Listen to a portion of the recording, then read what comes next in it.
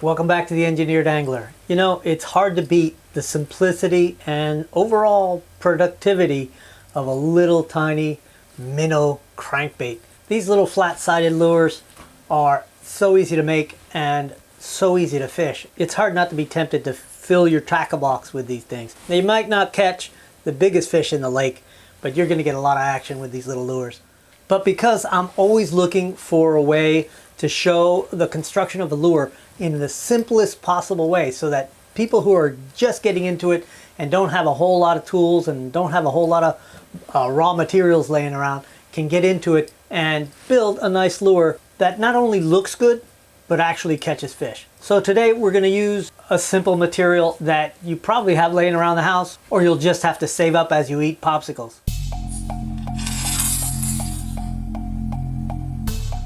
Popsicle sticks that I bought at the hobby store that I just use for stirring sticks, but I suppose some people use them for crafts. And for this build, you're going to need 4. And you're going to need some little clamps. You can use clothes clips to pinch these together as you glue them. You're also going to need some glue. It's simpler and faster to use crazy glue, but I actually ran out, believe it or not. So I'm going to use some 2-part resin, and you don't need much. About the size of a dime is all you really need to get this glued together. You want to mix it up really well. And once you got it mixed, you just sort of smear it on there. Not too heavy. You don't want a bunch of squeeze out. You just want enough in there that it'll hold it together, and you want to make sure you get it to the ends. Put them together and just keep gluing.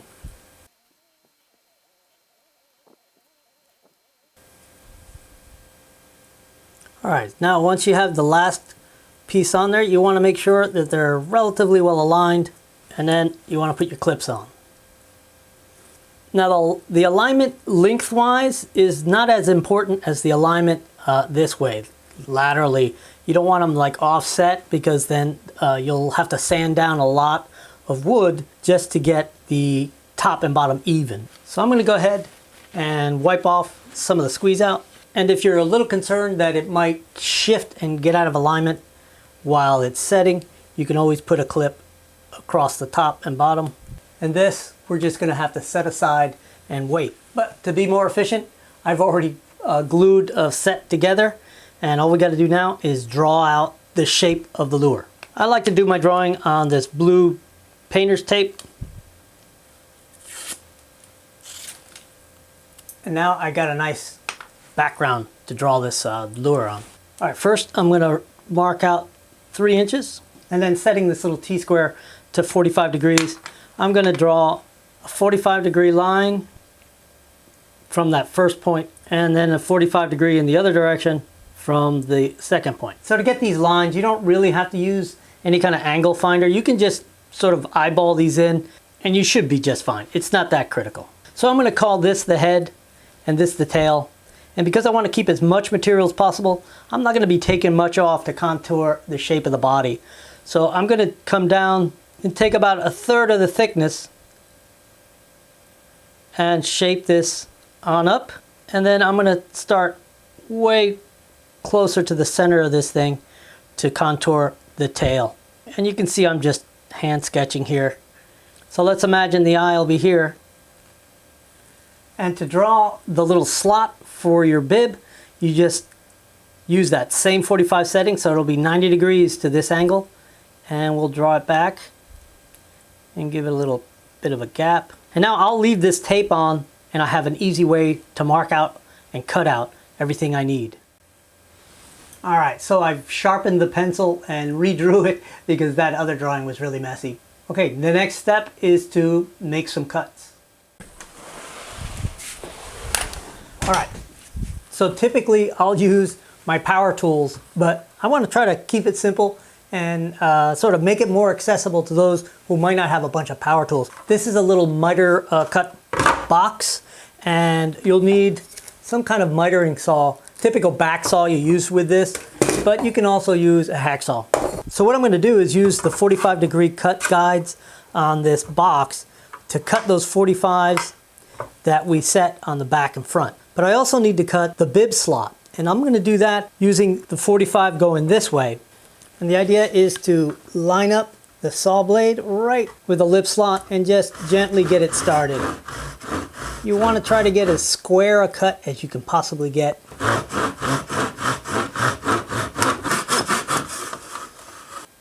All right, there it is. It's a nice square cut. Now we've got to cut off the ends.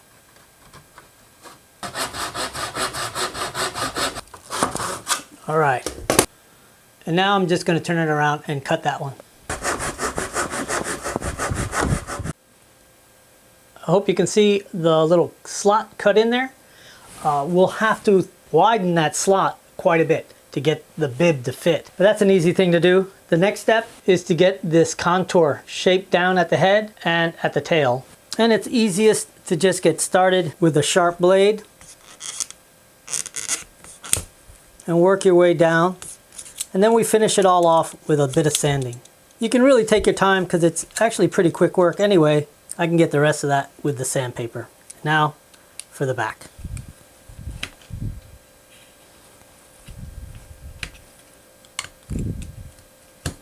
I think that's good enough. I'm going to do the rest with sandpaper.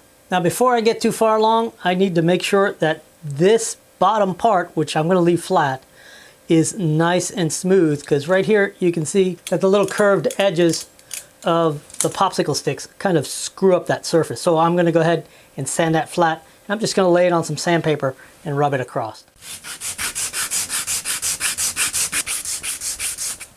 Some 220 makes pretty quick work of getting this smooth. And now I'm going to do the rest of the top of the contour.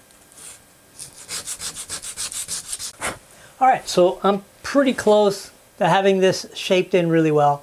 And I'm just making sure that I'm sighting down it to make sure I'm not taking it out of a square. And if you'll notice, it's a little high on this edge, so I'll fix that. One of the nice things about doing it by hand with just sandpaper is that it's a lot easier to have control of what you're doing and not have it sort of get away from you as you're trying to sand it. So for the next step, I'm going to go ahead and widen the bib slot. So I'm going to go ahead and stick it in this vise, and I'll align the existing slot I cut vertically so I don't have to play with the angle of the saw. I just know I need to cut vertical. And then with the next widest saw I have, which is this little guy, I'm just going to ease a wider slot into it. And now it's time to get a little thicker than this because the bib is actually going to be pretty fat. Now what I like to use is a broken hacksaw blade glued together, sort of side by side, and that gives me a thicker cut, and it actually turns out to be almost exactly the thickness of my bib. Or you can take some sandpaper and wrap it around your original saw blade and just work your way in. That actually does a really nice job. And you can see what a nice slot that creates. So the next step is to drill in the holes for the twist eyes. And you can see I want the forward one as high as I can get it, straight back, tail one in the center and straight forward. And then this one on about a 45 degrees backward so that I get a little more embedment so that when I get a fish on, it tends to want to pull on an angle with the nose eye. And it makes it just a little tougher.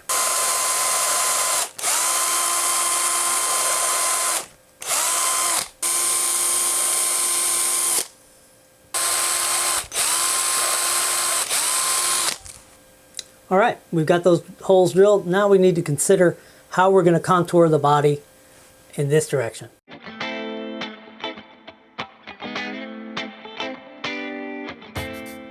Before we move on to figuring out the contour of the lure itself, let's go ahead and make the dive bib. And I'm just going to use another popsicle stick for that. Some of them are more symmetrically round than others. This one is pretty outer round This one's pretty good. I think we can work with this one, so let's cut it. And I'm cutting this 3/4 of an inch long from the rounded tip. So that should be a nice square cut. To inform how we're gonna actually contour this thing, I need to have the bib in. I think that looks pretty good.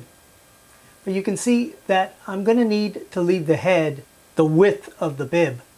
But I'm gonna contour it down slowly towards the tail. Just taking off a little bit at the tail. And then we'll round off all the edges so that the resin will adhere really well. And all that is just a matter of a lot of hand sanding. So the idea is to taper it in really quickly up here by the head, and then kind of hold the line all the way back, and then taper it in gently to the tail, taking up about half of a thickness of one of the popsicle sticks. And I'm going to round it off sort of like this little sketch circle, and all that's going to have to be done with a little bit of carving and a lot of sanding. So I'm not going to bore you to death. I'll come back to this once we're getting close. Just giving it some final detail. Let me show you a couple of things. These hard edges here have to be sort of rounded off. You can't have any hard, sharp edges or corners, because your clear coat will have a real hard time adhering to that. All right, so the next step is to do something about these little gaps on top and on the bottom. I'm going to use some body glaze, which is just a self-hardening putty that will bond really well and dries really fast, and I can sand it back really quickly.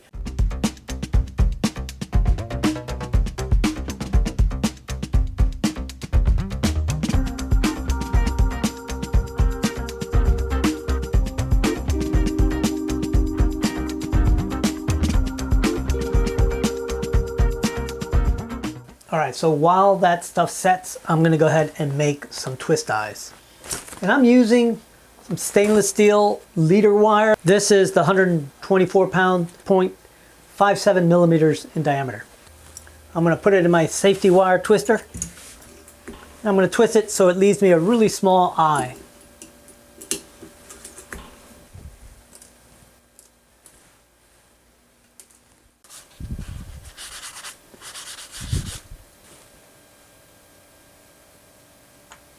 So before we get to painting, let's go ahead and glue in the twist eyes.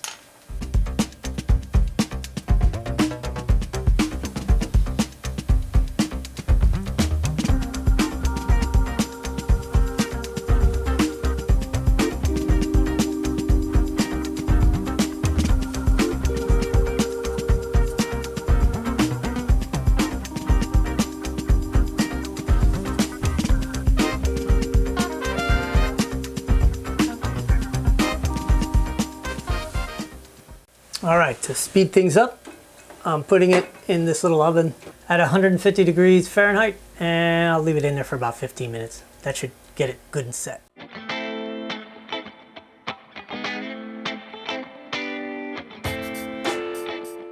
All right, so the next step before we can paint is to set the bibs. And if you cut it nice and straight, it should sit in there pretty straight and pretty true. And if I had any crazy glue, I would use crazy glue to set this because it's got a nice tight fit. I can just put a couple drops in it. But instead, I'm going to use UV resin as glue and get both of these guys glued in. And then we'll move to the paint booth.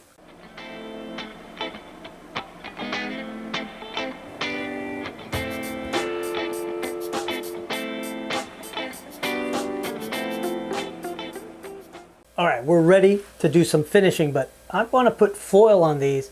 But before I put foil on them, I want to put some paint in the areas where foil won't be. So I'm going to put opaque white on the top on this one and silver on the top on the other one. And then both the dive lips will be painted silver.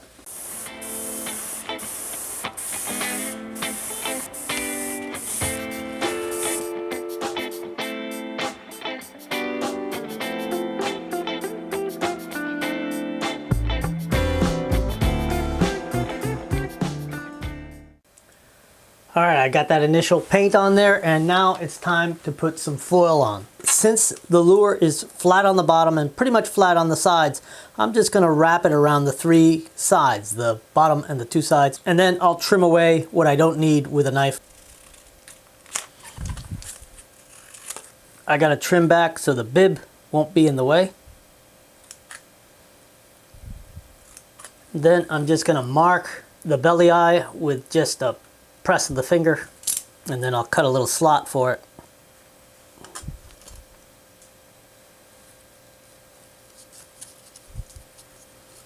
There we go. And then I'm just going to raise the side up on it. Try to keep it as smooth and flat as I can. Let's peel the other side off. Roll that on there. And now, before I start really trying to get it nice and smooth, I'm just going to go ahead and trim off what I know I don't want.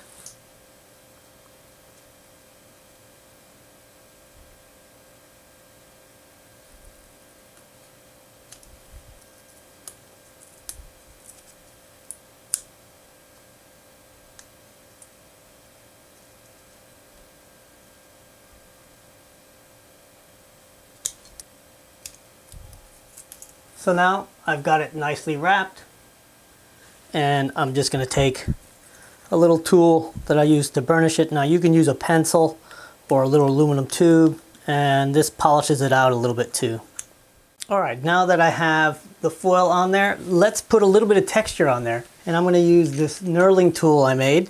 And if you haven't seen the video where I made a bunch of different texturing tools for foil, you should check it out.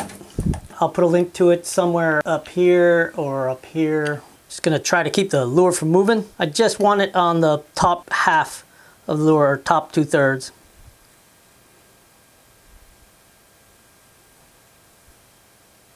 And I think that looks pretty cool. Now I'm gonna do the same thing with this one, and we'll start painting.